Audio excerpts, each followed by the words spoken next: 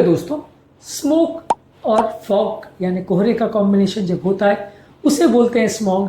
ये ठंड के मौसम में इंडस्ट्रियल एरियाज या बड़े बड़े सिटीज़ में काफ़ी बार देखा जाता है। जब कभी भी ये होता है और बहुत ज़्यादा देर तक रहता है, काफ़ी डेंजरस होता है, जानलेवा हो सकता है। आज हम बात करेंगे ये कोहरा आपके हार्ट को कैसे अफेक्ट करता है। हमने एक सेपरेट वीडियो में इसके लंग्स के प्रॉब्लम्स पर ऑलरेडी डिस्कशन किया था।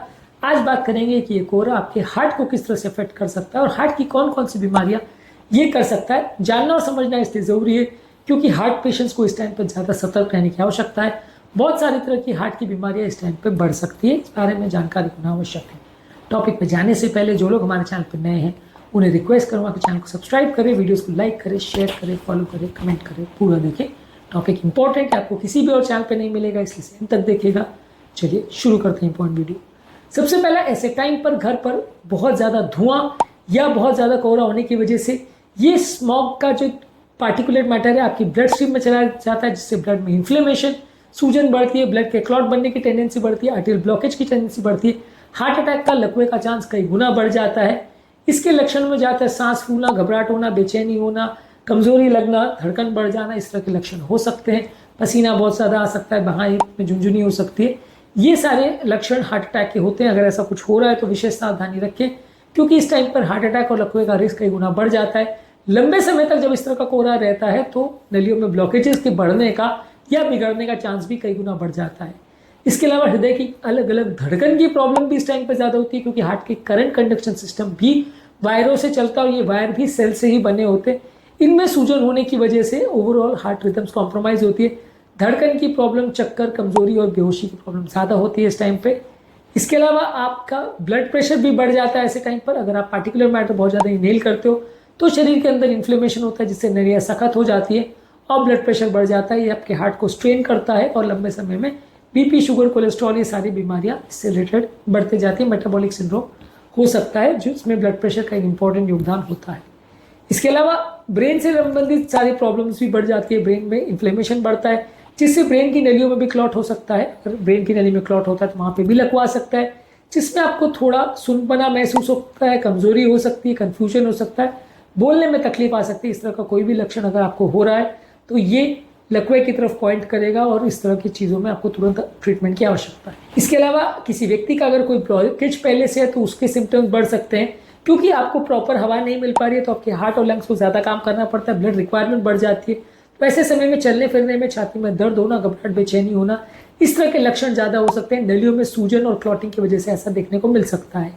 इसके अलावा जो लोग का हार्ट ऑलरेडी कॉम्प्रोमाइज्ड है उनको स्ट्रेस की वजह से उनके हार्ट और लंग्स पर ज़्यादा स्ट्रेस हो सकता है जिसकी वजह से वो हार्ट फेलियर में जा सकते हैं। ऐसे लोगों को हाथ पाँव में सूजन आना, चेहरे पर सूजन आना, श्वास फूलना, चलने में धड़कन बढ़ जाना, इस तरह के लक्षण ज़्यादा देखने को मिल सकते हैं। इसके अलावा पेरिफेरल आर्टरियल डिजीज यानी हाथ पाँव की नलियों में भी सूजन और क्लॉट आ सकता है। ये भी इन्फ्लेमेशन की वजह से होता है। इस तरह के पेशेंट्स को चलने में दर्द होना, हाथ पाँव ठंडे पड़ जाना या हाथ पाँव में घाव अगर हो जाए तो वो ना भरे, इस तरह के लक्षण देखने को मिल सकते हैं। इसके अलावा शरीर की हर एक नली में कोलेस्ट्रॉल बढ़ने का दर कई गुना बढ़ जाता है जब लंबे समय तक कोहरे का आपको एक्सपोजर है या स्मोक का एक्सपोजर है। जितना ज़्यादा देर तक ये स्मोक का एक्सपोजर है उतना आपको हार्ट या इससे रिलेटेड बीमारियां बढ़ने का चांस होगा। कई लोग को रिदम की प्रॉब्लम्स हार्ट की इतनी ज़्यादा बढ़ जाती है कि वो सडन कार्डियक अरेस्ट में चले जाते हैं, यानी सडन उनका हार्ट बंद हो जाता है, उनकी मृत्यु हो जाती है। और ये बिना वार्निंग के होता है अक्सर, तो जान ले सकता है, कुछ ही मिनटों में व्यक्ति की जान जा सकती है।